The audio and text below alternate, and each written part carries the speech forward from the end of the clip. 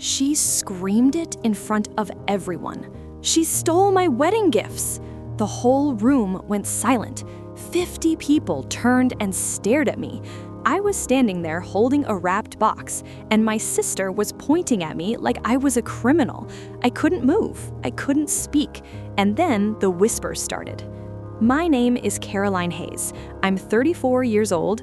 I work as a graphic designer at a small firm, and I've spent most of my life being the one nobody really noticed. Not the oldest, not the youngest, just the middle one. The one who tried hard but never seemed to get credit for it. My family has always cared a lot about appearances. The right clothes, the right words, the right image. I never fit perfectly into that picture, and I knew it. I wasn't glamorous, I wasn't their favorite, but I had something they never expected me to have. I just hadn't needed to use it yet.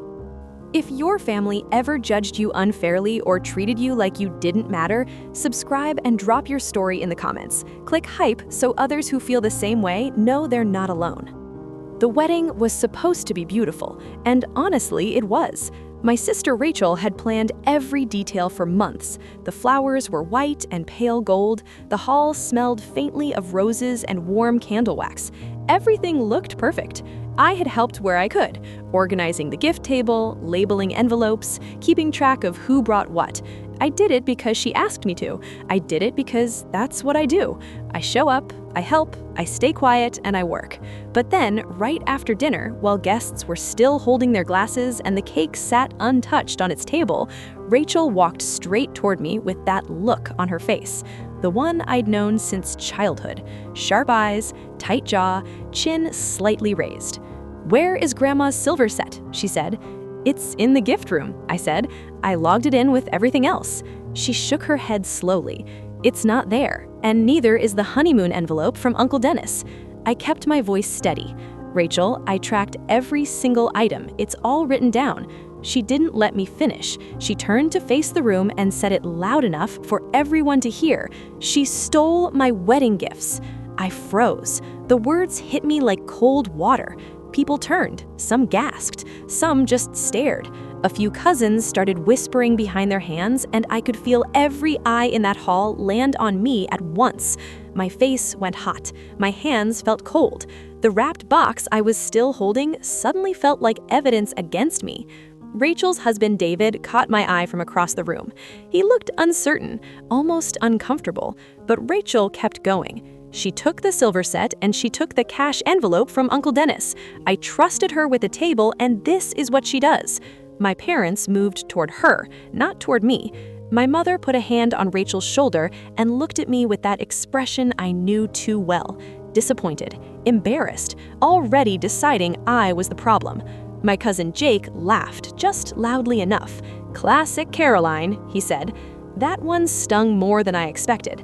Not because it was cruel, but because everyone around him nodded, like it made perfect sense. I wanted to disappear, but something inside me shifted instead. What none of them knew was that I had kept records, not just a quick handwritten list, proper documentation, a habit I'd built from years of managing project budgets at work. Every gift that came through that table had been logged. Gift description, giver's name, time received, location placed. I had photographs on my phone too, taken throughout the afternoon, and the silver set, along with the envelope from Uncle Dennis, was documented clearly. I had everything, and they had no idea. Emily found me near the sidewall. She'd been my closest friend since we were 12, and she could read my face like most people read a headline. "Tell me you have something," she said quietly. "I have everything," I said. She exhaled slowly. "Then let's end this." While Rachel accepted sympathetic hugs from relatives and let the narrative settle comfortably around her, Emily and I stood near the gift room door. Emily kept watch while I pulled up my phone and confirmed every single document was ready. The photos, the log, the timestamps, all of it organized and clear. Rachel was mid-sentence, telling my aunt about how heartbroken she was when I stepped forward and spoke. "I need a moment before this evening goes any further." The room shifted. People turned again, but this time the energy was different. Rachel's expression flickered.